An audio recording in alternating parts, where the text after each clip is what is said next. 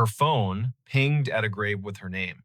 The notification bloomed on her screen the moment her shoes left the gravel and slid onto the soft path between moss-dark stones. A small bell chime, bright as glass. A banner at the top. "You have arrived, Edeni Hale." The words sat there as calmly as a weather app, as if the city had decided to label her the way it labels a bridge or a square.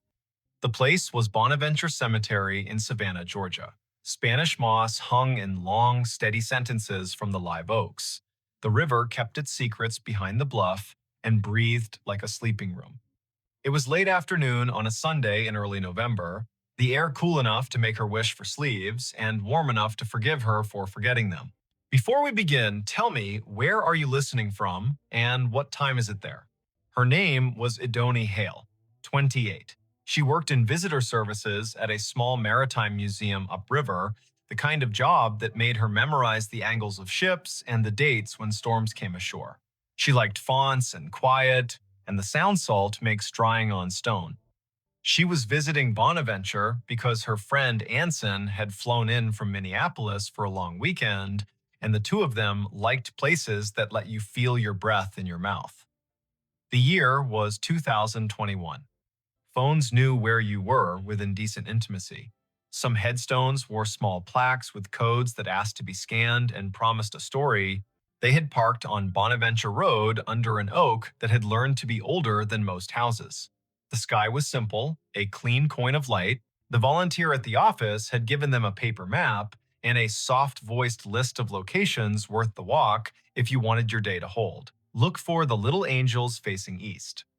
Find the section where the camellias keep blooming against instruction. There's a family plot that feels like a room you shouldn't step into without knocking. No one mentioned a notification. Edeni stared at her phone. The banner did not give a location like Section F or Plot 31. It was the same tag her calendar used when she arrived at work or home. "You have arrived, Edeni Hale." As if she were a place. As if the grave were her. Anson leaned toward the screen and squinted. He was tall and light-footed, a teacher of high school literature who carried poems in his pockets like receipts. He read the banner and then her face and made a small arranging motion with his hands, the way he does when he wants to place humor where fright is trying to sit. "That's a bug," he said, not unkindly. "Or a geofence you made and forgot. Did you tell your phone to remind you to be yourself today?" She clicked the banner to see where the phone thought she belonged. A map opened, a blue dot pulsed with the steady patience of a small heartbeat. A gray pin sat 100 feet east in a section labeled McAllister. The pop-up bubble above the pin read Edeni Hale in the same unsentimental font. She did not have a virtual contact called a cemetery. She had not created a reminder to arrive at her own name. The phone had decided the path curled between stones with dates that made you speak them out loud, because numbers are easier to hold when they come through the mouth. 1873, 1920, 2009. The oaks leaned as if sold on the idea that the living need rehearsal space. Anson spoke a tour fact about a poet who loved this place and whose plaque visitors touch in a small, quick superstition. Edeni nodded because liking facts is a way of staying steady. Her pocket shook again. Another chime, the same banner. "You have arrived, Edeni Hale." She breathed the way the yoga teacher on the internet tells you to. In through a count of 4, hold for 4, out for 6.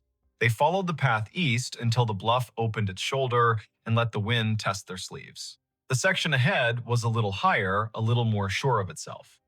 A plot enclosed by low stone, dressed in ivy, sat beneath a live oak that looked like a table that had decided to grow legs. In the center stood a headstone gray as rain, taller than Edeni's shoulder. The name at the top held Edeni Hale. She stopped. You might have stopped too. Her name was not common. Her mother had found it in a book of Old English names and liked the way it sounded like a promise made under a tree. She had never met another Edeni. To see the letters in this order on stone felt like stepping into a movie where you have lines you did not audition for. Anson's hand found her elbow without a show of it. He had the sense not to say, "Wow," or "Are you kidding?" He stood with her and let the river finish a sentence neither of them had started. The dates carved below the name were the first clean relief, 1974 to 2014, not hers. A woman 2 decades older, gone 7 years now. Under the dates, a line that read as Keeper of the Keys. The stone carried a small oval of glazed photo, a face with hair tucked back, eyes steady, a glint of a keyring at the edge of the frame. The oval was rubbed to a shine from fingers, the way love polishes small things while refusing to say it is love.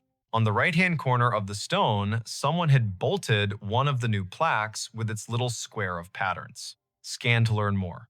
People who love story cannot resist a square that holds one. Idani lifted her phone and let the camera see. A link opened without asking for anything. A page built by a memorial service company bloomed. At the top, the name again. Below, a small biography. A life lived with habits, upright and kind. A childhood in Chatham County, a long run as cemetery sexton. The last line read in a voice that felt like a woman sitting on a step with a mug and a warning and a grin. If you need something, tell the ground. It will tell me. While she read, the phone hummed again. Not a banner this time. A little circle pulsing at the top of the screen, the way maps announce a place with enthusiasm. The circle flashed once, then settled. Idani swiped down to see the source, a calendar reminder with no category. White, titled simply, Arrived. Location, here. She had not written that. The phone, perhaps, had decided the day needed a label, or the small plaque had more to it than the page admitted. Anson said the woman in the photo had librarian eyes. He meant that as a compliment. He pointed at the keyring. He said his grandmother had been a keeper of the keys at a church in North Dakota, and those women know where every grief sits at every hour, the way a night janitor knows which chairs spit gum and which ones sigh. They stood a while. People walked past in respectful silence, guided by a docent's voice that held just enough theater to keep 15 people from wandering into their own daydreams. Spanish moss moved like thought repeating itself. A flake of light rose off the river and fell back as if it had changed its mind about being air. It would have been a good story already finding your own name on stone, a phone that had the audacity to tell you you had arrived, but something else decided to be true. A little tone sounded from the phone, the way sounds do when an app you forgot you had decides to help. It was the noise her AirDrop made when someone nearby wanted to share a photo at inopportune moments. The screen shifted to a dialogue. A file offered to send itself to her. The sender name was a string of letters and numbers that meant nothing. The file name read Keys. Anson leaned in and made his face calm.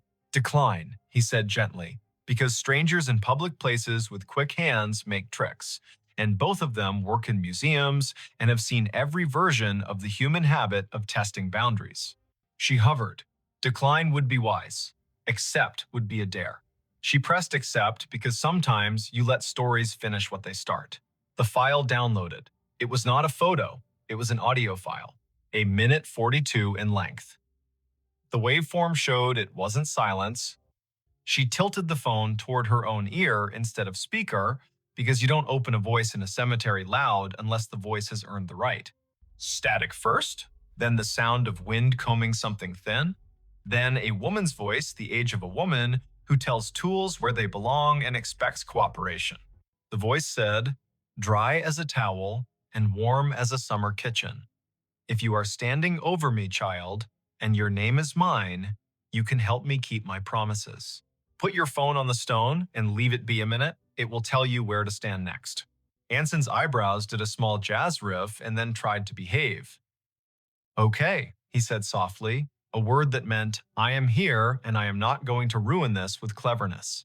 Idani set the phone on the flat top of the headstone the way the voice had instructed. The screen slid into its lock. Her reflection replaced her.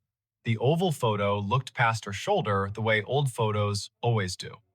She counted in her head as a way to keep the childish fear of being tricked from standing up and knocking the ritual with its elbow. 50, 60, 78. The phone buzzed once, she lifted it. The map opened of its own accord. The blue dot had moved nothing. The gray pin had changed. It labeled another grave 30 yards north with a name neither of them had seen on the paper map. Rosin Hale. A second name. Another Hale. The first name was Welsh and not common here. They went because the day had asked enough times to be answered polite. The second stone stood lower, more modest. The granite, a color you could never find on purpose if you looked in a catalog. The dates were older, 1931 to 1999. The epitaph read, "She kept the gate lighted," and under that, in smaller letters, so faint you could only see them when the cloud put its hand over the sun, a line, Rosine was born. Rosine Idris. She married into Hale and stayed. Tell my niece if she comes through here that I see her when I count keys. I am not anybody's niece, Idini said aloud, and then took a breath because she heard the defensiveness squirreled underneath. I mean, not hers. You might be more people's niece than you know, Anson said gently, a man who had grown up with uncles who weren't uncles and yet were more family than the kind that wears your face. They stood while the wind added a signature to the bottom of the page of the day. The river put its shoulder against the bank and leaned. The phone did not ping again for a while.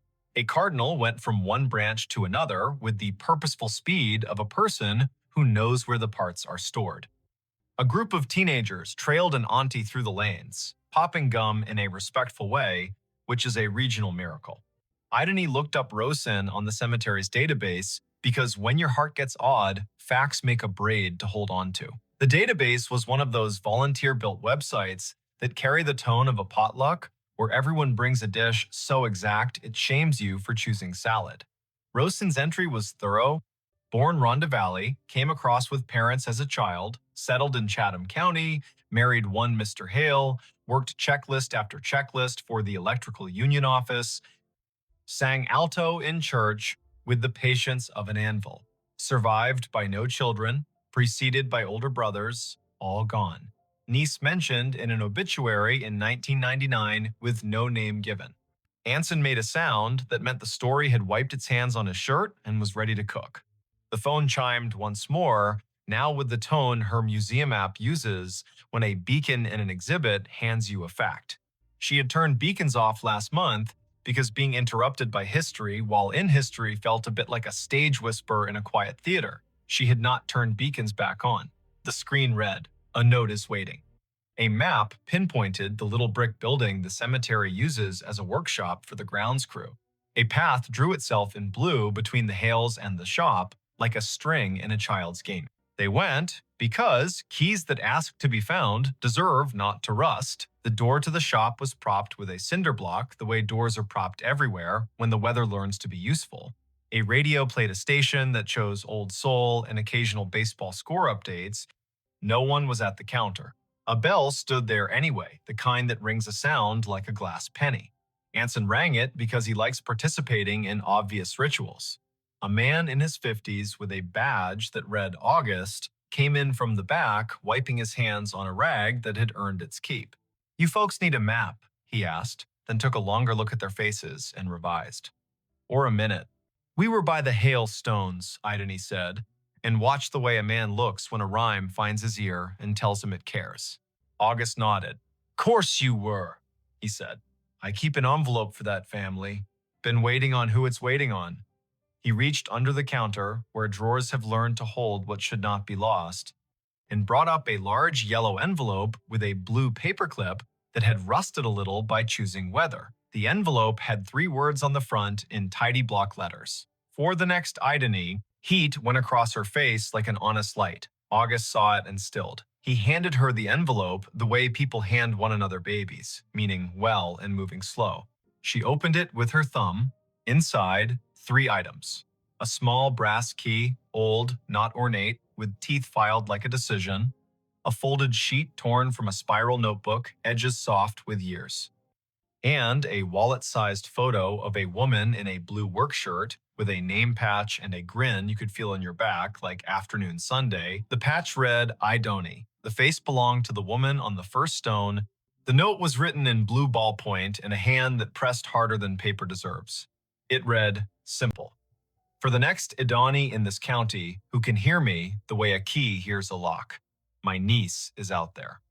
She won't say yes to the word niece because words are stubborn. She'll need to open the box in the old mausoleum we keep for tools and favors. The key is for the small door on the left. Lift on the latch while you turn. The box has what belongs to her and me and her grandmother. If she is standing at my stone with a phone, she will know that I know. Don't bring a crowd. Bring one friend who reads instructions with his eyes. Leave the key when you are done. We can count without hands here. I'm not someone's niece, she said again, and heard how the sentence grew less certain with practice. Her mother's family tree began and ended in a different state. A line of women who told polite lies to spare one another the sharp edges and did their grief in broom closets. Her father had not survived long enough to name distant relations. He had left behind a bent screwdriver and a smell that her body still could find when a day asked. Anson's hand found the counter in a quick pat, like checking for keys as you leave the house. You don't have to be a niece to be the person meant to do a thing, he said. But also you might, and it might not matter how that happened. August tapped the counter twice, a habit that sounded like a yes. The small left door, he said. People never see it. Take the path behind the office and go right at the angel with the missing hand. The mausoleum is the little brick one that looks polite. The left door sticks the way a lie sticks to a room. Do what the note said, lift and turn. They went back into the light. The blue string on the map did not bother now to draw. The path knew their feet. The angel with the missing hand stood where the volunteer had said, "Angels stand, face east," blank expression that suggested she had witnessed every century and found nothing quite bad enough to frown at yet. The brick mausoleum waited with that small pride buildings have when they know they are not the grandest on the block, but are the one that does the job without complaint. The left door looked like a panel added later. The brass latch had the smoothness that comes of being touched by people who mean to get work done. Idani slid the key in, the teeth caught, and then thought better of it. She lifted the latch with her other hand and turned. The lock gave. The door opened 6 inches and stopped, ticked by a wooden wedge that had been insinuated at the bottom by someone who had not wanted the door opened by accident or habit. Anson reached down and pulled the wedge free. It had a date burned into it with a soldering iron. 2014. The year on the first stone. Inside was a closet of sorts, pegboards and hooks, a rake missing its second tooth, a coil of twine that had memorized its circle and would not learn a new trick, and on a shelf at eye level, a tin bread box with a domed lid, painted a green faded to the color of river glass. No lock. Written in the same blue hand on a piece of tape was a word: hail. She lifted the lid like a person lifts lids on boxes that might contain bees or inheritance.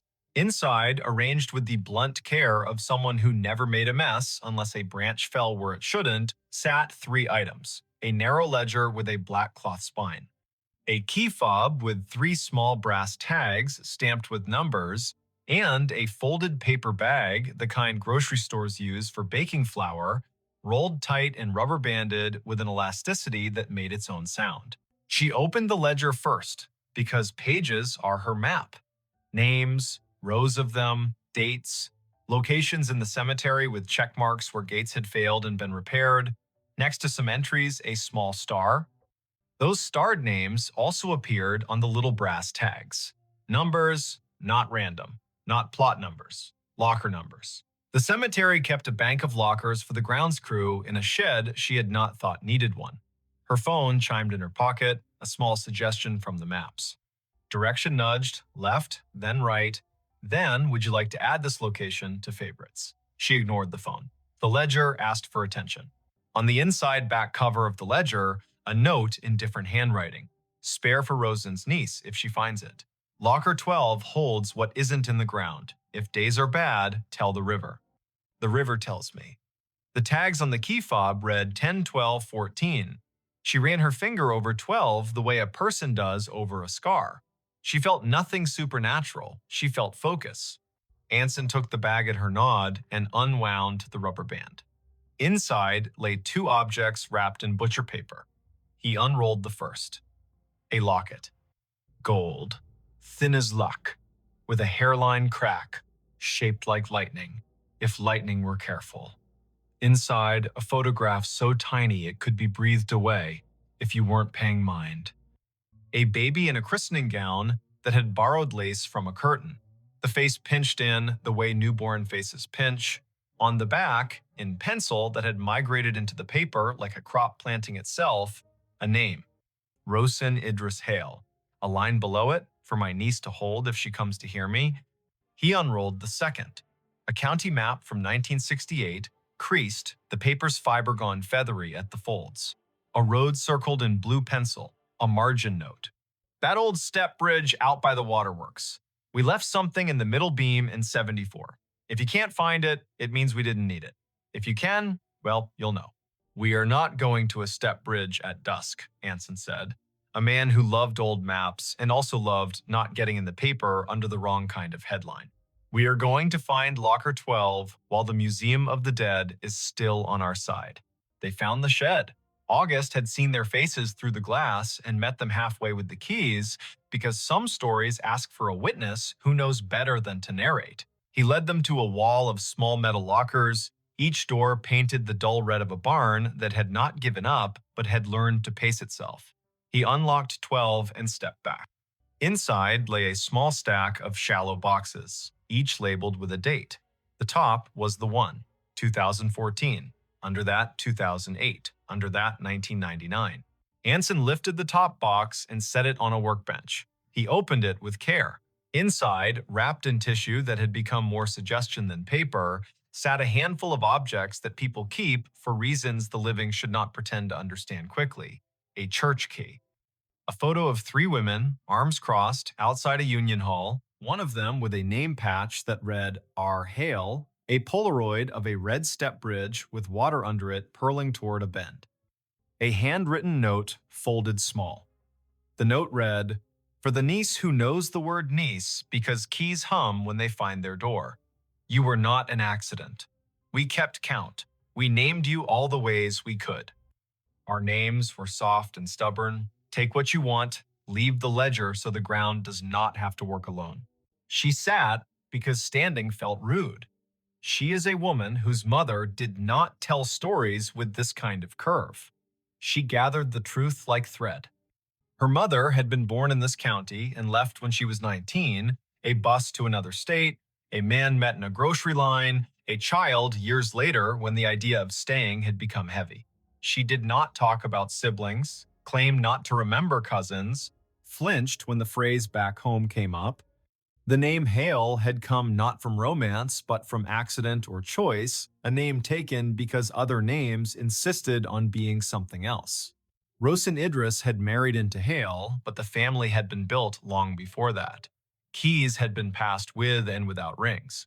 August stood with a posture that says, "I will not take your moment away from you."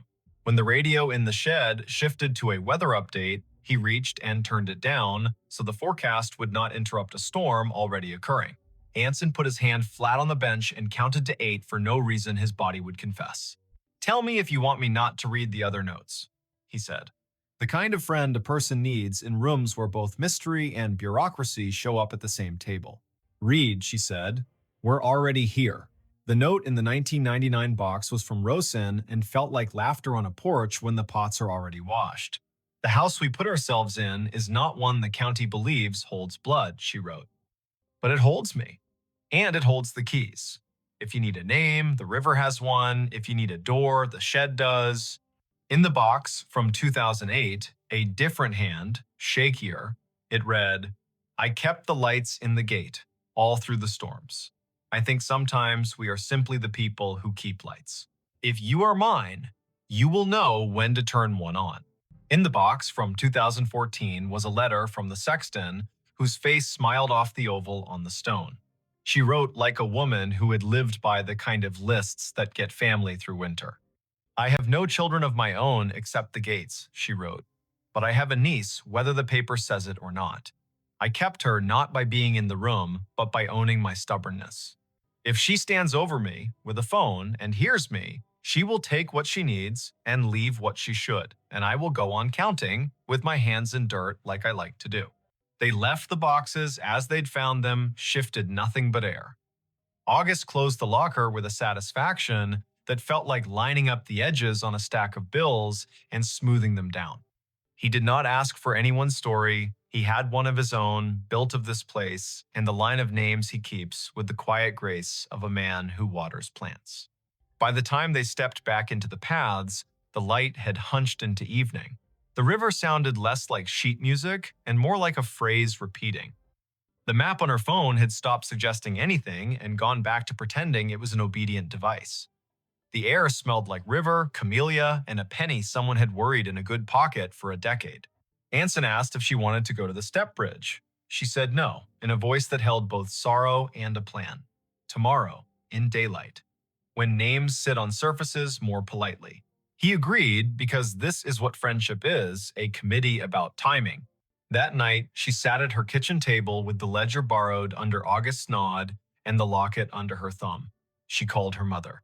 The call rolled twice, and then the voice she knew and loved and sometimes resented filled the line with wind and caution. They made small talk for 30 seconds, and then they moved somewhere they had not walked together. "Ma," she said, "who was Rosen? Who was Idony before me?" Silence, sincere. A kettle somewhere in the house. The refrigerator willing itself to be steady. Finally, her mother sighed, and the sigh sounded like a drawer allowed to close after being held open too many years. "My aunt," she said, "not by blood, by the kind of line people draw when the law does not help. She and the other one, the sexton, kept me safe when I was little and didn't know that my father wasn't safe to be around. They ran the lights in the cemetery and in the loose latch doors and told me when to lock things and when to open them. They were more my aunts than any of the few relatives that share me. When I left everything. I thought that was how you survive. I have not told you the parts you asked me about because I thought you'd want something tidier than I had, and because I am silly enough to think if I did not say the names, the ache would go to sleep." She told a story of a girl who sat on a stoop counting keys while two women kept a town's small doors in working order, literal and figurative. She told how those women had taught her to move through rooms with respect and to leave envelopes where they'd be needed. She did not speak tenderly about the man who invented the silence she had carried. She spoke tenderly about the other men, the ones who changed locks without asking why, and taught a child where the ladders were kept for days when rain insisted. "I should have told you," her mother said finally, soft with the fatigue of a woman who has not confessed a simple truth for a long time. "You have two names, the one I gave you and the one the other women left for you to find when you were ready. You belong to both. You belong to yourself most." They went to the step bridge the next day. It was out by the old waterworks, just as the margin note had said. The county had let weeds try to become the principal of the place, and the weeds had accepted the assignment with poor posture and pride. The bridge stood, red paint scabbed into beauty, water under it moving with the impatient streams have when the river bullies them with schedule. In the middle beam, behind a square of metal the size of a book, a hollowed space. Inside, wrapped in waxed paper, a ring of keys on a chain that had learned 3 hands. Each key had a number: 10, 12, 14. The fob matched the tags in the box. Beside the keys lay a square of paper with a tiny handprint in paint the color of that old camellia behind the office. A child had been here once. She had pressed her hand down. Someone had saved it for a woman who would put her hand down later and understand they did not take the keys. She set her palm over the handprint. The sizes did not match. The feeling did. She closed the plate. She and Anson walked back to the car with the sun finding their shoulders and the hum of insects writing their own accurate dissertations on persistence. Back at the cemetery, she returned the ledger. August nodded like a man at the end of a good piece of work. She walked to the first stone and put 2 fingers on the glazed oval where the sexton's face had learned to look past tourists to the river. She did not speak. She let the ground and the river carry whatever needed moving. Her phone did not ping again there. It would ping months later, once in a grocery store aisle in a different city, when an older woman in a Union jacket looked at her and tilted her head in a way that meant keys are a language. It would ping once again when she held the hand of a friend through a night much too long and heard as clearly as weather a voice say, "Lift and turn." It would ping at odd hours for the next several years when doors asked to be locked or opened with care. Sometimes it would be an app acting like a person, sometimes it would be a person acting like a map, sometimes it would be a name arriving in a room with good manners and old roots. If you want the tidy ending, it is this. She wrote to the memorial company to ask who had access to the airdrop at the stone. No one answered in a way that satisfied anyone who cares about permissions. She kept the photo of the sexton in her wallet behind the museum badge and found that having a face like that near your ID keeps you from forgetting where the door to the stairwell is in a fire. She learned to count gates with her hands, the way women in that county had since the first lock learned the first habit. She took pies to August's workbench and listened to his stories. She phoned her mother on Sundays and let the conversation go long enough to find the sentence that mattered each week. She carried with her the sentence from the Oval's page. If you need something, tell the ground. It will tell me. If you want the less tidy truth, it is this. Sometimes your life is a geofence you didn't set. Sometimes you arrive at your own name carved in stone, and the stone says, "Welcome." Sometimes you are the niece of women who bent keys into new jobs and called that bending prayer.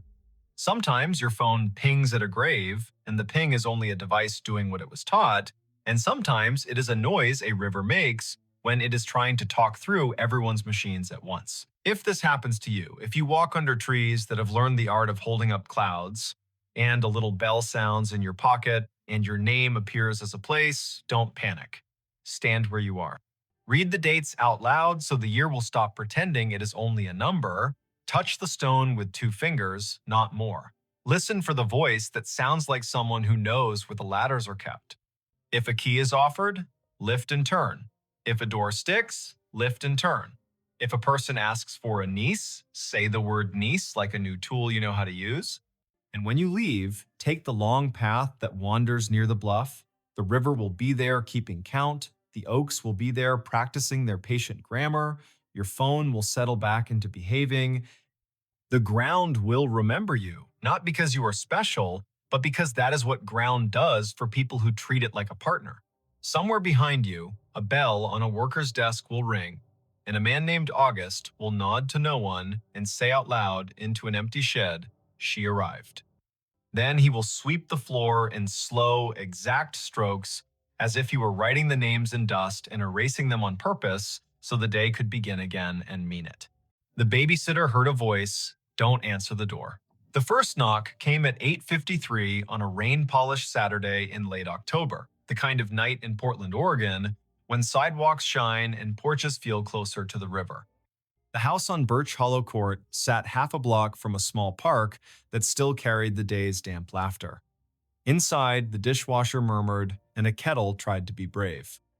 The babysitter stood in the kitchen doorway, one hand on the frame, listening because something in the sound at the front of the house asked to be listened to. The knock was polite, then it wasn't.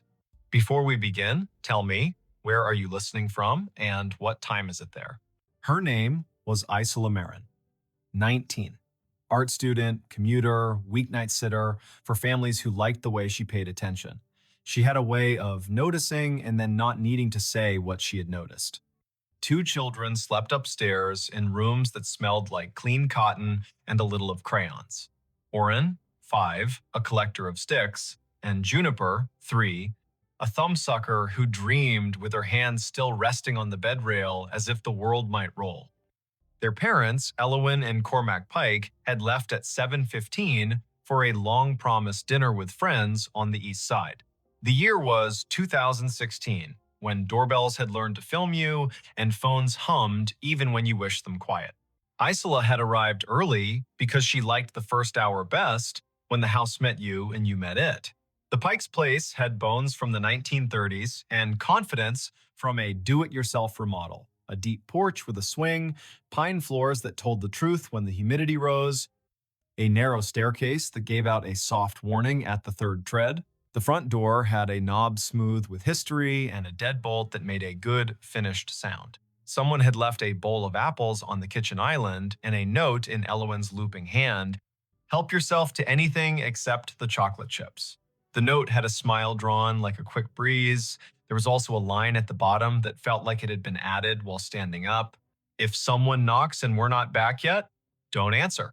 That line had made Isola breathe out through her nose, amused.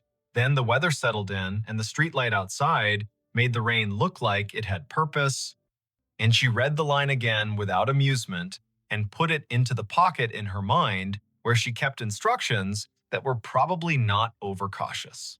The first knock came, then the doorbell. The chime had been replaced during the remodel and sounded like an idea of a doorbell rather than a doorbell itself. 3 notes, the middle one shy. Isola glanced at the hallway. The front camera should have sent her phone a picture, but her phone sat face down on the counter as an experiment in being a better person. She lifted it. No alert. No snapshot of a porch visitor wet with evening. She opened the app anyway. The screen showed a frozen image from 2 hours ago when the delivery driver in a yellow slicker had left a cardboard box and made a joke to the camera about swimming away. She touched the screen to wake it. It refused. The second knock came, not loud, but certain. She heard a hush behind the sound, no traffic for that moment, no neighbor's laugh, the rain taking a breath. Coming, she called, and heard the word bounce off the door and regret its volume. She crossed the living room, passing the lamp with the heavy base and the stack of picture books Elowen had left, lined up for bedtime like a plan that had already succeeded. She stopped 3 steps from the door, where you can still see the whole threshold and also the 3 framed photos on the wall to the right. Pike family on the Oregon coast, Pike family at a pumpkin patch, Pike family on a couch in this very room, elbows touching. The peephole showed dark. Not the dark of a coat, too close. The dark of rain pressuring the lens. She tilted her head to the side window, the one with the glass etched in a pattern of leaves. A shape stood on the porch, too close to see contours. Tall enough to be adult. Still, she thought of families who send a neighbor to drop off a sweater, of packages misdelivered, of jokes. She reached up, fingers on the deadbolt, and then the voice came from the stairwell behind her, even and close, a whisper and not a whisper, a way of speaking that used the room more than it used the air. Don't answer the door. Isola stopped moving. The words had come from the landing, or the old heating vent in the hall, or the part of a house where stair and wall meet and decide to be patient. She turned her head, slow, like a deer deciding whether the sound belongs to a creek or to a person who has forgotten how feet work. No one stood there. Only the line of light from the kitchen, a run of framed children's drawings on the stair wall, and the slight turn of the banister at the top where a hand likes to pause. Hello, she said, not loud, not questioning, simply acknowledging the world's habit of speaking up when you have one hand on a lock. Down the hall, the nightlight in Oren's room painted a small boat shape on the floor. She took her hand off the deadbolt. On the porch, the shape shifted its weight. The doorbell chimed again, 3 notes, the middle one shy. Isola's phone remained stubbornly uninterested. She felt her scalp fizz, as if the body were sprinkling sugar there. She stepped back 1 foot, then another, until the space between her and the door felt like a sentence with the right number of commas. She set the phone on the entry table and kept her eyes on the door. The shape did not knock again. Can I help you? She called, calm. The owners aren't home. The shape made no answer. The rain decided to be louder for a few seconds, then took its apology and softened. A car passed at the end of the block, and its tires whispered on wet asphalt, then left them again. The shape did not say, leave this, or I'm lost, or wrong address. It did not step down the stairs or shift toward the window to try a too close look. It stood. The voice from the stairs came again, almost the same, the almost important. Don't answer ISO. No one called her ISO except 2 people who were not in this house. Not even Elowen, who preferred full names like a teacher who still missed a chalkboard. The nickname arrived and held. The quiet around it learned how to be heavier. Isola is not the kind of person who does brave for style. She does careful as choreography. She picked up the heavy flashlight from the umbrella stand and felt the weight in her fingers like a vote. She walked backward into the living room, never turning her back to the door until the couch was behind her knees. Then she set the flashlight on its end on the coffee table, ready to throw its beam like a purposeful animal. She tapped the phone awake. Now, the camera app sent an alert, but when she opened it, the image from the porch was empty but for rain. A rain curtain, the edge of the porch railing. No shape, no wet footprints on the mat when she zoomed, though that could be the grain of the old wood lying. The house held itself very still. Oren coughed once upstairs and rolled to a new dream.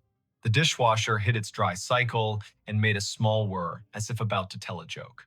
Isola stood. She walked to the staircase and put her hand on the newel post because sometimes wood is better than a person's breath. She stepped up the first 3 treads, the third giving its soft warning, and peered down the hall. Juniper's door was open, just enough for night to move through. Oren's was open a little wider because he had insisted, recently, that he could hear better if the door learned to be brave, and no one had argued with the logic. "Thank you," she said to the landing. She felt ridiculous. She felt correct. The phone hummed. A text from Cormac, running late, dessert took forever. "You good?" She typed, "Yes." All quiet. Then after a second, a person knocked. Didn't answer. "All good." He bubbled back a thumbs up and a "let me know if weird." She did not type the lines she could not yet shape. She put the phone in her back pocket and went to the kitchen kettle. Tea might give the house another language to speak in. At 9:11, the sound came again. Not the knock. The dry slide of weight on porch boards, then a new voice, not in the room and not in the rain, a man's voice on the other side of the door, pitched to be reassuring and succeeding halfway. "Hey there," it called. "Sorry to bug you. My car slid a bit. I'm fine, just could I borrow a phone charger? Mine died." Isola stood very still on the tile by the stove. Charged phones. The sentence wore a coat of sense. It also wore the same coat a story uses when it wants to be invited inside. She felt the stare voice rest itself like a hand just between her shoulders. "Don't answer." "I can call a tow from here," she said. "If you tell me your name and plate, I'll call it in." A beat. The rain breathed. A neighbor's porch light clicked on 2 doors down, as if someone there had a similar feeling that night, should know it was being watched. "Sure," the voice said, cheerful, hurried. "Yeah, okay, appreciate it. I'm Kai. Plate is Washington, ZNJ." He trailed. The sound changed as if he had turned his head, as if reading something off a thing that had decided not to help him. "Hold up. Hard to see in the rain." "Okay," Isola said. She took a pen from the junk drawer. She did not step toward the door. The voice did not finish. The porch boards did the shift sound again, the one a body makes when deciding to step down, then silence, which is a choice. She waited a full minute and then padded back to the front hall, one foot making no more sound than the idea of a foot. Through the etched glass, she could see only the suggestion of a person-shaped absence where rain fell differently. The porch swing moved a breath back and forth, though she had not seen it move before tonight. She put her ear near the wood and did that thing you do against doors you don't mean to open. She listened to the hinge. She heard air. She did not hear breathing. She backed away because she did not owe the door any of the parts of her face. At 9:27, the voice from the stairs came a third time, and now it had a softness that made her throat ache. "Don't answer the door, Isola." "Okay," she said, and laughed once, not unkind. "Okay." She called the non-emergency line. The operator's voice was brisk, then kinder when she heard the children's ages. They sent a patrol car to cruise Birch Hollow Court. The officer rolled slow under the maples, touched 2 fingers to his brim up toward the windows like old practice, then slid away toward the park. He called to tell her he'd found no car in distress, no one walking in rain. She thanked him the way a person thanks another for being willing to be seen doing their job. At 10:09, something touched the back door. Not a knock, the whisper sound of a finger on glass. Isola turned off the kitchen light and let the room become a place where her eyes could do their best work. She stood behind the island and let one breath out, as if teaching her ribs a rule. The finger on glass again. Scrape, gentle. A child in some houses might do that, playing ambush. But the child would laugh or give himself away with breath fogging the pain in a haunted oval.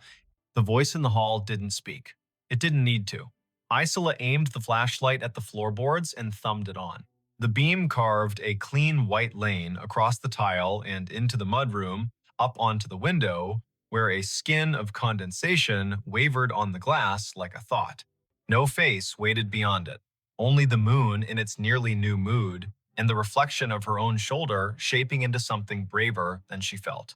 The scrape came again. The flashlight beam caught the faintest arc at the level of a hand. She walked a half step closer and saw what had made it. On the outside of the glass, pressed lightly against the pane as if placed, and then hesitated and then not taken away, was a leaf. A maple leaf quilted with rain, stem hanging like a punctuation mark. It trembled and dragged and lifted free. That was all.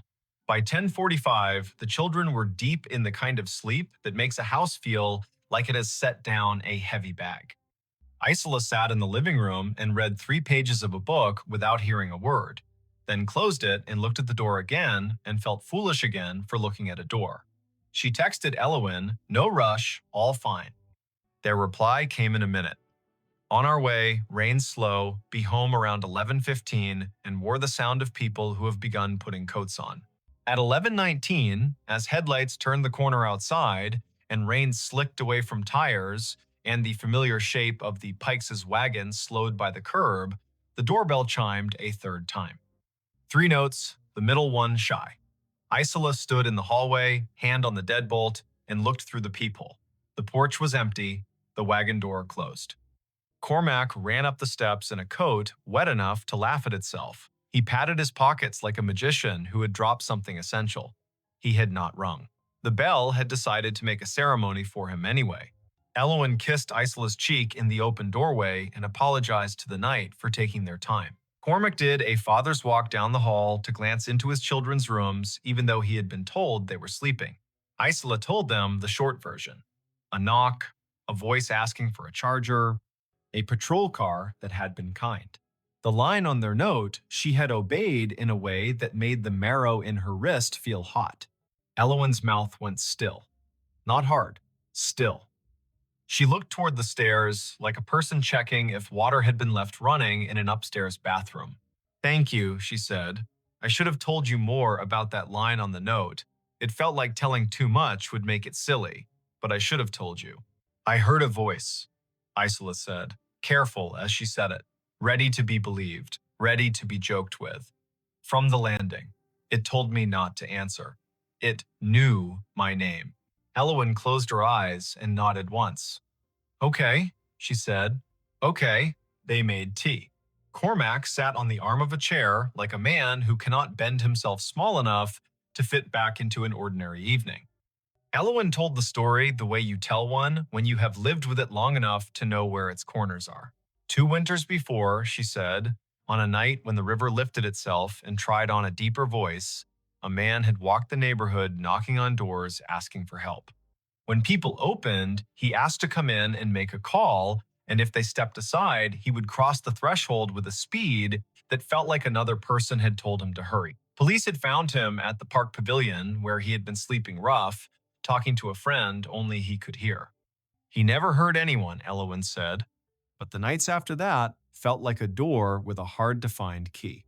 2 weeks later, Cormac said, picking up the part he needed to say, "We were here with a sitter, not you, a college kid named Pike, no relation, and something similar happened. Knock. Voice." He started toward the door, and Juniper, who was barely 2, sat up and said clear as a broadcast, "Don't answer, Daddy." She was barely speaking in sentences. She said it right. My mother's voice used to say it to me when I would go to the door for anybody. Something about the way Junie said it. It sounded like my mother and not like my daughter, and also like my daughter anyway. I didn't open the door. We watched through the side glass. There was nobody there. The bell chimed again. "And then," Elowen added, "last spring, when we were packing for a visit to my sister's, the doorbell chimed at 2:17 in the morning. Twice. Cormac checked. No one.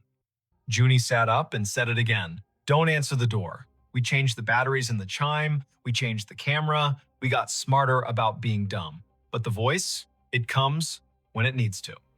And she sleeps through it now. We hear it and we listen to it, and then we don't tell anyone because the world doesn't know what to do with a family in a sentence. They laugh softly, a release. The kettle sighed. Rain found a new tempo along the gutters. Isola told them about the man who had used the name Kai and about the way the shape had filled the porch and then been only Rain when she asked questions. She said the nickname the voice had used for her and watched Elowen's face widen in a slow astonishment that contained no fear. It knows, Elowen said. It knows who it needs to keep. They did not turn the story into an advertisement for another religion. They put the house back in order. Isola took the extra bills Cormac offered only after he insisted 3 times. She put on her jacket, damp from fear she didn't call fear, and stepped out onto the porch with them. The porch looked like any porch. The swing creaked because swings are built to do that, at least a little. The streetlight watched their car for a second, then got bored. Elowen reached for Isola's hand and squeezed, once, like a benediction you don't have to keep. On the drive home, the wipers kept time for a song Isola wouldn't have recognized if it had been played for her on a better night. She went under the overpass, where a man with a shopping cart had built a small palace of pallets and hope. She went by the open all-night grocery, where the cashier sells soup to people whose apartments never learned to hold heat. She went by a block of houses where the windows showed families still awake and not sorry. At a red light, she lowered her window and let the rain reach all the way in and touch her cheek, and then she rolled it back up and laughed, because the world had not insisted on being only one thing. The voice didn't follow her. It stayed with the house that needed it. Weeks went by without another knock at an odd hour. Leaves went to ground, and then to bags, and then to wherever leaves go when they've done their first job. On a Thursday in early December, Isola sat for another family across town and saw, on the neighborhood chat, a thread begin. Did anyone hear a bell twice last night around 2?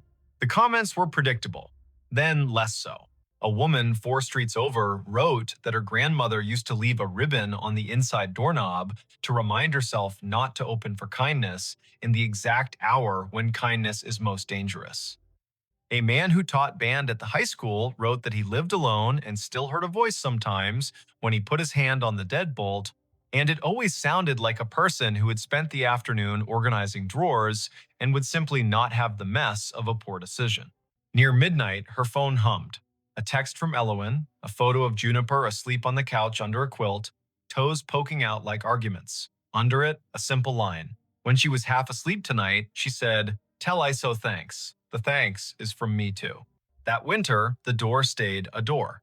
Spring arrived with a rhythm it was proud of. The voice came twice, each time for Isola, once at the Pike House, and once oddly in a different house where the rule felt the same though the picture frames were new.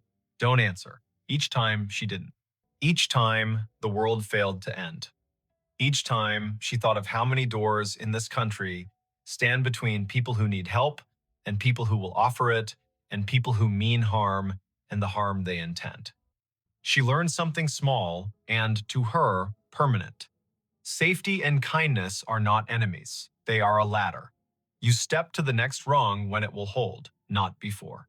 In late summer, after her semester ended and before the new one began, she took a train to see family in Eastern Washington. In the dining car, a man waved her to the empty seat across from him, the way travelers do when their stories want company, and she accepted.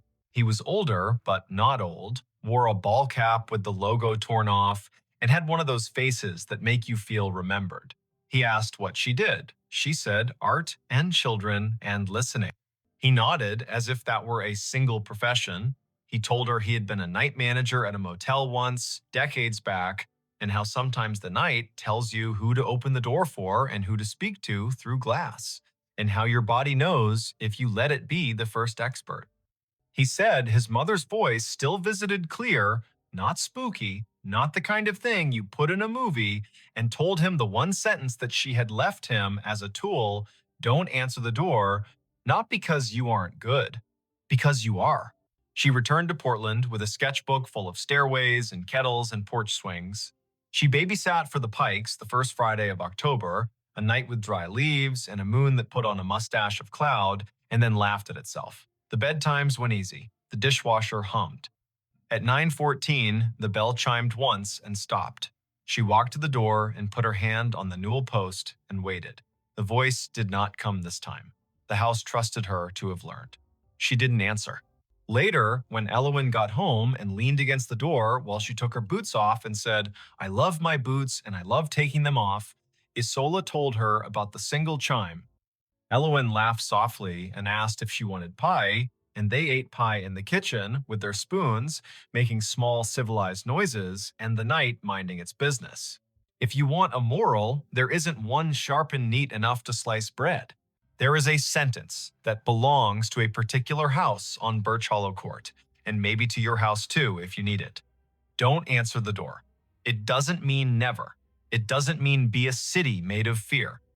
It means listen for the moment your body tells you the story the night is trying to sell, then say no with enough steadiness that the night has to take its pitch elsewhere. If you are ever in a quiet house with children sleeping like small planets upstairs, and the door learns a new trick with its hinge at a time of night when even helpful people forget how to stand, and you hear a voice that knows your name and the shape of your life, let it be a chain on the inside, not a chain on the world. Make tea. Call for help you trust. Stay in the room with the light. Thank the air when it warns you, even if the thanks feels ridiculous in your mouth. Names will still be names in the morning, doors will still be doors. And you will have kept the lesson the old houses know. Sometimes the kindest act is to hold still while the night tries your latch and finds it true. He followed the whistling into the cornfield. He told himself it was wind in the stalks, nothing more. But the sound had shape, and it carried a tune the way a bottle carries a ship. It rose up from the edge of the north field just before midnight, thin and certain, 3 notes first, then a run, then a pause, that felt like a person making room for breath. The night in Story County, Iowa, was the kind that makes a kitchen window into a mirror. He stood with one hand on the sill, the other around a chipped mug, and the whistling kept at it, unafraid to be heard. Before we begin, tell me where you're listening from and what time is it there? This was late September 2015. The day had been warm, sky rinsed clean after a brief storm, gravel roads drying into their usual rattle.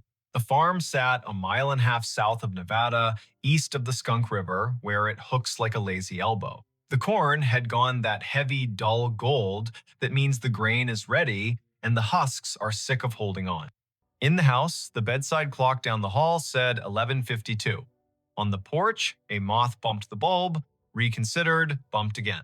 Merritt Dow listened and felt his scalp move, the way skin does when a memory gets up and looks at you. He had heard whistling most of his life, but not like this. His father had been a whistler when he repaired the sickle bar, when he checked the tension on the auger belts. His grandfather, too, walking the rows with a plug of tobacco and a tune older than the tractor. Merritt could place a tune by county if you gave him a night and a jar of iced tea. This one, though it didn't belong to any porch or station wagon, it had the small brightness of a fairground and the old soul of a hymn, mixed wrong on purpose and still somehow right. He set the mug down, pulled on his boots without bothering with the laces, and stepped into the porch light. The whistling came again, 3 notes that stepped down like someone walking off a train. He clicked off the switch. The yard went honest. The gravel drive was a gray river. The corn made its tinny rain sound whenever the breeze remembered its job. To the north, the trees along the fence line held their breath. Merritt had a habit of heading toward curiosity as if it were a calf out past the fence that needed fetching. He took the flashlight from the hook, the heavy kind with a rubber grip, and checked the batteries the way a person checks their pulse. He told himself this was neighbor trouble, or a kid from town testing bravery on a Friday dare. He told himself this was what the night does to grown men when sleep holds them by the elbow and then lets go. He told Dinah, the old collie, to stay. She licked once, turned in a tight circle on the porch rug, and stayed. He crossed the yard, past the big maple that had survived lightning by pretending it hadn't happened, and stepped onto the headland by the north field. The first row took him in like a store's door chime. The stalks were tall and dry, leaves bent into knives. The ground was soft from last week's rain and held his boot prints as if for reference. He waited for the whistling. It came from farther in now, or the rose had changed the way sound bends when it's forced to choose a path. He chose a path. He took row 18, the one that ran with the slight slope and the way water teaches roots to drink. His father had run the planter careful this spring, GPS straight when the signal behaved, by eye when it didn't. Row 18 should have held like a rail, the stalks pressed against his sleeves. The flashlight beam drew clean wood into the dark leaves, bleaching white, silk like old hair, dirt a puzzle of last year's husks, and this year's pennies of mud. The whistling stopped. He stood still. His breath sounded like someone else's in the mask of leaves. He tasted dust. He listened until listening felt like a rope he had to keep from dropping. Farther north, down toward the low spot by the drainage tile, it started again, only louder, as if the person had turned their head and decided the audience was worth the effort. Merritt moved. 3 rows over, the tram line cut across, a packed strip where the sprayer had gone in June. He took it. The corn arched overhead, leaves flicking his ears. Spiders had slung long theories between stalks. He broke them and apologized in his head. He had walked this ground every day for months, and the ground had said yes like a friend. Tonight, it felt like a cousin, a person who loves you without being sure what to do with you. He reached the low spot. The field dipped and turned its face toward the tile that ran down to the ditch. The air was cooler here, lined with the smell of black earth that keeps secrets for centuries, because that's what it was paid to do. The whistling had gone softer. A trill rose up like someone trying to make light of an apology. Merritt swept the flashlight sideways. The beam caught the blue reflection of something small and glassy. He crouched. A marble. Blue, with a pale ribbon curled inside, half under a leaf. He touched it with one finger and felt the way glass feels when it learned patience waiting inside a pocket for its chance. He stood, and the beam hit another, green this time, lodged at the foot of a stalk. He put them both in his shirt pocket without thinking which pocket meant past and which meant present. "Hello," he said. The field appreciated the effort, if the small answering hush meant anything. He wasn't the kind of man who called out names into a place that did not have names to call back. He was the kind of man who waited and then took one more step, the way you do with cattle that have decided the gate is optional. He took one more step. The ground had a memory. His boots sank an inch, then 2. He pulled up. The mud let go with a sound like a low laugh. The beam found a scuff in the soil that wasn't his. It had rained the day before, a polite rain that brightened the world and left. Tracks should be fresh. This mark had a sharpness to it he didn't like. He aimed the light again. The scuff came to a point. Not deer, not raccoon. A toe of a boot slid sideways and corrected because the body above that boot had decided to remain upright. The field held that story and did not mind telling it. The whistling kept on. It moved east. Merritt moved too, allowing the rose to push him into the old waterway nobody planted because it cost more to argue with a ditch than to go around. He hit the bank and paused. The sound was close enough now to feel the mouth that made it. The slight wet at the end of notes, the breath through teeth. Above the ditch, on the fence line, a scarecrow leaned into the moon like he had been invited. Merritt had dressed him in a flannel shirt in July to keep the birds from laughing outright. Now the shirt's checks looked like an argument.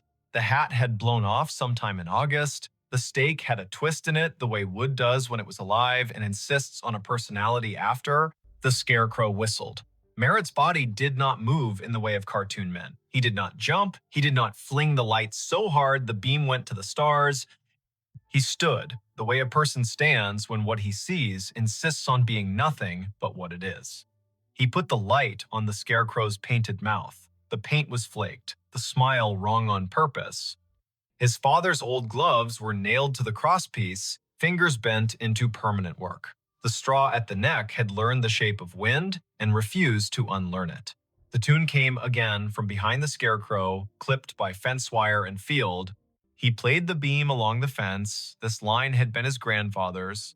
His father had repaired it across 3 winters, one staple at a time, using a hammer that had bent 100 nails and 100 more. Tonight, a single strand lay loose between posts. a neat cut at shin height made by someone who liked clean work. Beyond the fence, the other place. Neighbors in the country are closer than people in town and farther away. The acreage to the east had belonged to the Kesslers once, then to the bank, then to a man who installed irrigation pivots with a speed that made the county whisper. Then it's Saturday. The pivot circle kept a gargoyle symmetry in the daylight and turned to bones at night. The whistling came from inside that circle, not far, an invitation or a dare. Merritt climbed the fence by habit and dropped into the tall, ragged grass beyond. His flashlight skipped over metal. The pivot tower rose where the corn had been cut early for silage. A ladder led up to a catwalk that had not been used since a summer of drought and cheap diesel. The sky put someone else's stars over everything. Under the ladder sat a cooler the color of a toy, lid askew, ice melted into a cold thought. 2 bottles lay on their sides. The labels had lost interest in staying on. He touched one. The glass was warm, warmer than the air deserved. He called out again, a different word this time. Friend. The whistling answered with the same run of notes. He followed the sound around the base of the pivot. His light found Cobb's nod down to the spindle by raccoons with principle. He found a folding chair with only 3 of its 4 screws willing. He found a playing card gone into the dirt, face down forever. He did not find a person. The corn from the other side rustled, a polite cough. He turned. A taller shadow leaned out from where 2 rows had been pushed apart. The flashlight found denim, boots. The hem of a coat cut square. A hand. The skin had the tint of rural men, year-round, sun-washed, wind-scoured. The fingers were long and still. The hand did not wave. Evening, Merritt said. He stepped closer. The shadow stepped back. The hand slid into the rows, as if hiding from a photograph. The whistling receded down an aisle of stalks, clean and straight as a hallway. He went after it. Later, he would say he never chose to follow, and he would not count that as a lie. The rows insisted. The sound invited. The night did what it always does when a person leaves a safe light and enters a place built to fit bodies only one at a time. It made a mouth and decided whether to swallow or to speak. The field spoke directions in leaves. He followed until the path tried to teach him regret, and his feet refused to be taught. At the heart of the pivot circle, the ground sank another foot. He stumbled once, caught himself against a stalk so dry it cut his palm in a clean straight line. He swore, quietly, with vowels only. The whistling had slowed. It drew out a single note and hung it in the air as if asking him to name it. He named it Unkind. He turned off the flashlight. Dark held him like water does when you slide under and open your eyes. The field went black, then not. The sky had its thin light, the stars arranged their patient omissions. The rows were no longer alleyways, exactly. They were sentences. A breeze moved through and added commas. He stepped forward into a word, then another. The whistling stopped. He waited. He could hear the pivot tower creak, a metal thought adjusting. A truck moved way off on County 18, 3 miles at least. Tires with thick voices, a man's radio too loud in the cab because the night drives its price down for everyone. He waited until the waiting was its own problem. He reached for the flashlight. The beam hit denim again. Close. A shoulder. He yanked the light up and met a face. It was not a face he knew from today. It might have been a face from a photograph under glass at the county fair, past names, eyes poured in. The hat was the wrong cut for now and the right cut for when hats were more than hats. The eyes adjusted to light with the slow patience of a barn cat in a doorway. The mouth held a shape that wasn't a smile and wasn't what comes later. The cheeks were hollowed in, the way working men's cheeks sag when they finally let the day have them. Don't, the man said, not loud. He lifted one finger the way a teacher does when she'd rather not get stern. Don't shine. Merritt lowered the beam to the man's chest. The denim had a tag that read, Kessler in faded thread, as if a mother had stitched it when mud was the usual weather. The man nodded, brief. He put 2 fingers to his mouth and whistled the run again. The note slid under the leaves and came back altered by straw and distance. Had to see if you'd come, the man said. He did not offer his name. He did not ask Merritt's. The field did the introductions it believed in.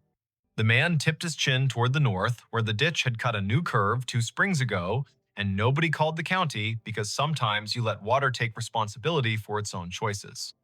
Come on, then. They went up Row, across the tram line, down again.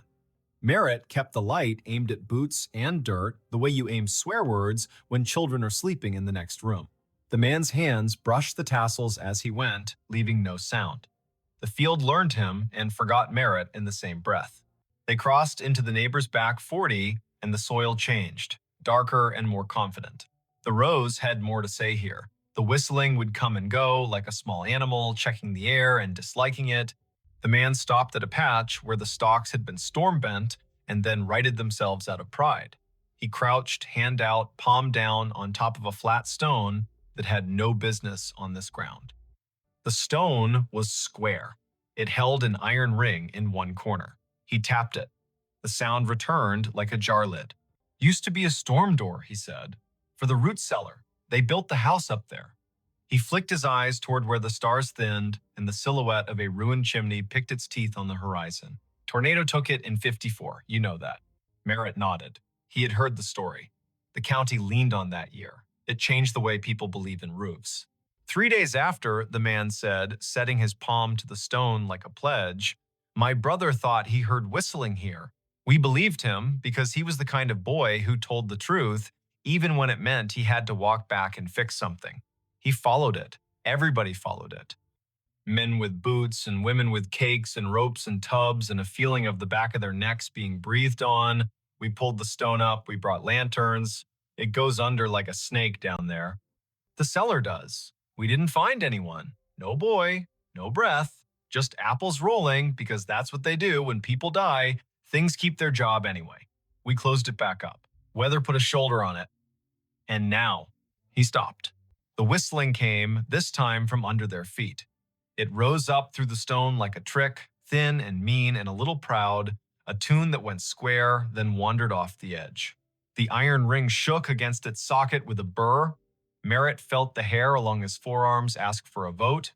"Now," the man said, "it calls people here when it's time." He put his hand on the ring. "I'm tired of it calling people here who are not me." He lifted. It did not rise much. The hinge had rusted itself into religion. The man looked at Merritt, not pleading, exactly, not persuading. He looked like a person offering you the end of a sentence the world has been running too long. Merritt set the flashlight down on its base and got his fingers under the corner. The stone was heavy-hearted, more weight than mass, the kind of weight that comes from being asked to hold back a story. They lifted together. It rose an inch, then 2. It settled on a ridge of broken brick. The smell answered before the dark did. Apples, old and bitter, work that had gone on without supervision. Cold earth that had kept promises by crushing them. A draft moved across Merritt's knuckles. It took his body down a list to be sure each part remembered what stand means. The whistling ran up inside the gap and out. It had volume now. It wished it had a throat. It would have stopped if someone had blessed the night right then and said, "Go on to sleep." No one blessed the night. Merritt and the man held the stone a second longer, then eased it down onto a stick propped like a tired knee. The gap held. The dark inside threw itself at their eyes and bounced back, patient. They did not aim the flashlight in, the man would not have it, and Merritt knew enough to trust someone who belonged to a place this much. They listened instead. The whistling ran its tune twice, then twice again, and each time the final note sagged, as if asking someone to let it lie. "Why me?" Merritt asked. He wasn't offended by the question. He wanted a reason that could wear a hat. "You were the one who heard it honest," the man said. "You stayed at the edge of your field as long as you could and still came. Some men run because they want a story to tell about themselves. You came because you wanted to know who to go fetch." Merritt shoved down the part of himself that softened at that. He bent, slid his hand into the gap until his fingertips touched the dirt at the lip. It was cool, the way a basement never loses January. He searched by hand, careful for glass. Nothing but pebbles and the slow grind of last century's lessons. The whistling faltered. It shortened itself and became 3 notes, those 3 notes he had heard at the kitchen window, the 3 his father had bent into the radio between ballgame innings. the three his grandfather had used to call a dog that never needed calling. He withdrew his hand and stood. The man had his head down, listening as if his bones were the receiving equipment. He began to hum, not the tune, but a harmony low and uninsistent. The whistling slowed. The cellar air came up wetter than before, fouled for a second by something like breath and then clean. The whistling stopped. They waited a full minute, then another. Merritt counted, slow as if a child in a tent had asked him to promise monsters were on vacation. The ground under the stone was a fact again. The man let his harmony stop, the notes settling like a bird on a line, and then choosing not to stay. He knelt and pulled the stick, and the stone met its ledge with a sound like a chest closing. Sometimes, the man said into the calm, it wanted an argument. Sometimes it wanted somebody from back then to say his name and make a promise. It wanted a mother crying on the dirt. It wanted men with rope because rope makes everyone feel helpful. Not tonight. Tonight you came and you didn't carry any of that. You just listened harder than the field wants you to. That's enough. They stood together in the rows until the night got bored with them and went to do what the night does in other places. The pivot sighed and remembered it had bearings, not opinions. The ditch water moved on its way, not fast, not slow, never wrong. A coyote put a sentence into the air and another answered, and both sentences agreed to end where they did. The man tipped the brim of a hat he wasn't wearing and turned back into the corn. His boots made no more sound than a thought that knows its limit. Merritt found his way to his own side of the fence. The cut strand had not healed. Fences need hands. He climbed and dropped into dirt he had paid for with 3.5 decades of rain and frugal Sundays. The scarecrow leaned the same way. His flashlight picked out a nail that had worked proud where a glove met wood. He tapped it back in with the handle, the small sound a hope. On the porch, Dinah lifted her head and thumped her tail twice. He sat on the steps and watched the sky unspool its last thin silk. The clock over the stove in the kitchen read 1:42. A local freight passed through town without asking anyone's opinion. The night had its usual old chair smell.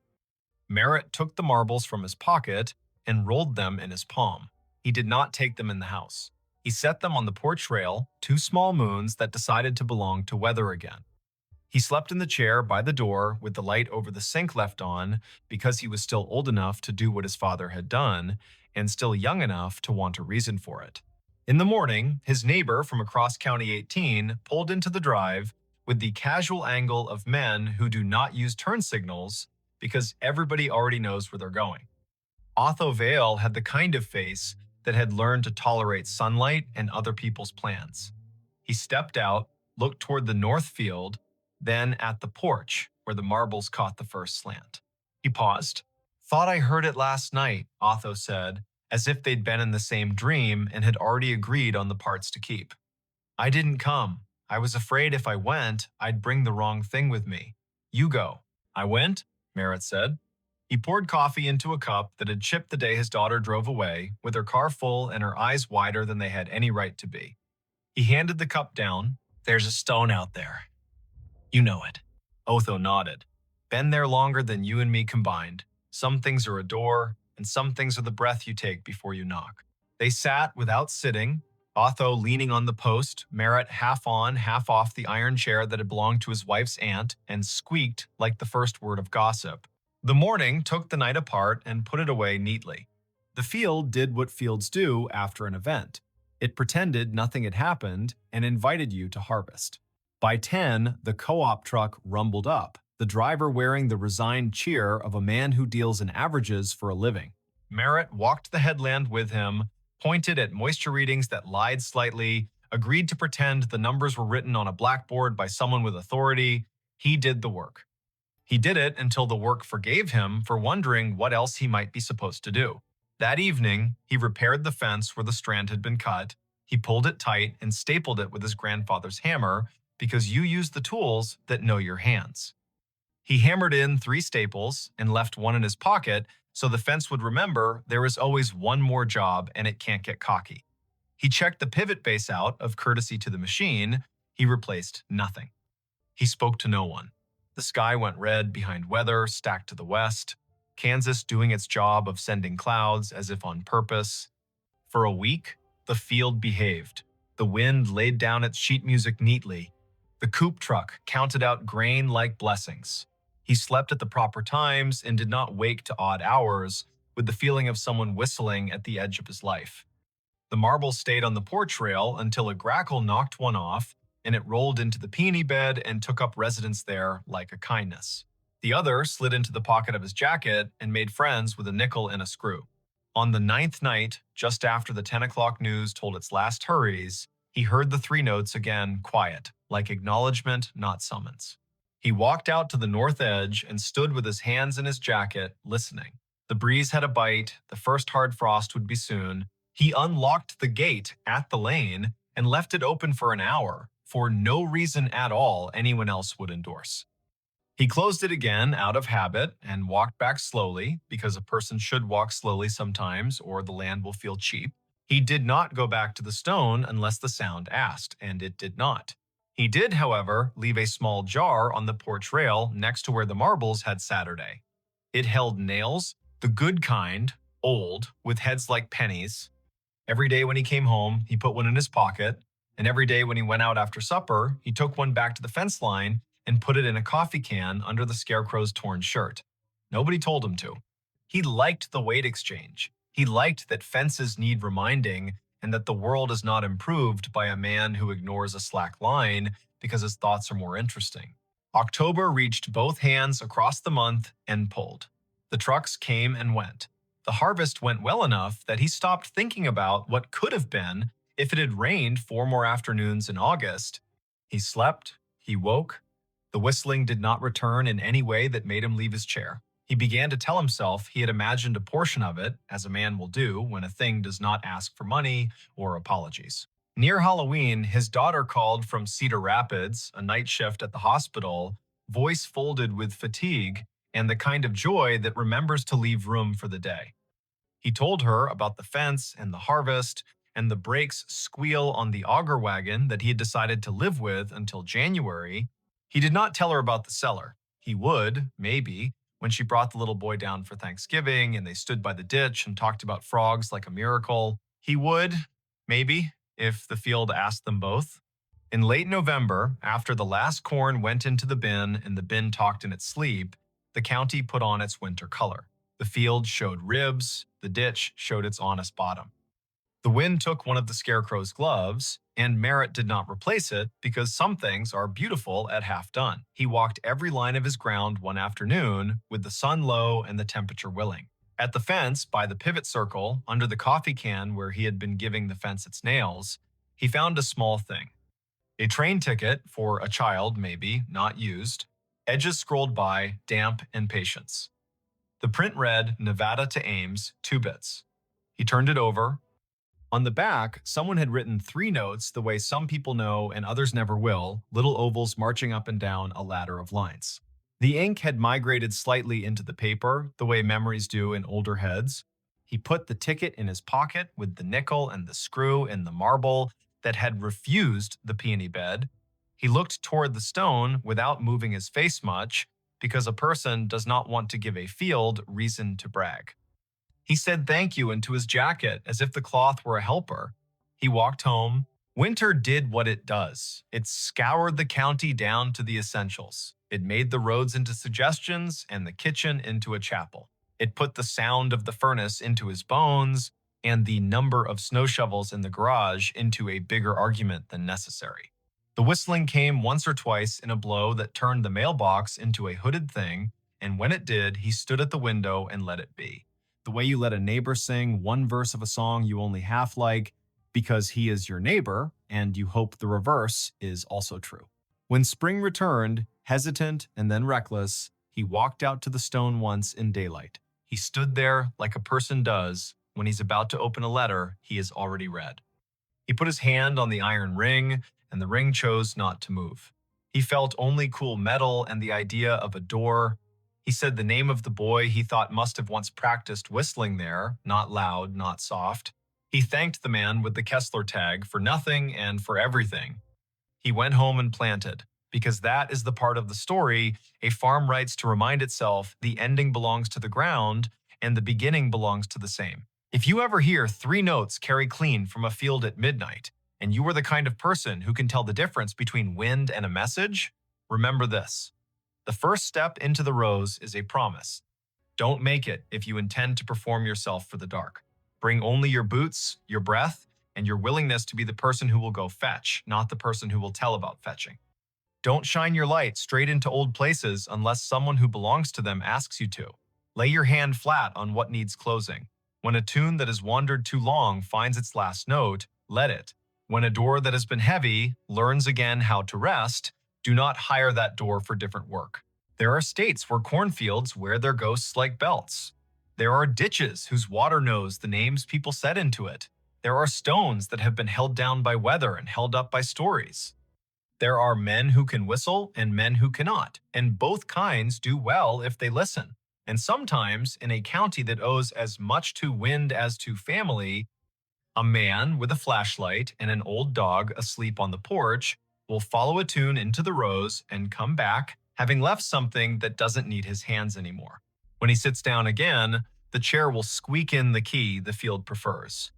The kitchen clock will softly argue with the refrigerator about seconds. The night will soften him on its slow wheel.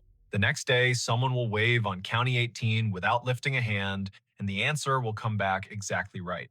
And somewhere beyond the line where two quarters meet under a fence, a stone will find it easier to be a stone because two men lifted it once, together, and then set it down the way the land asked.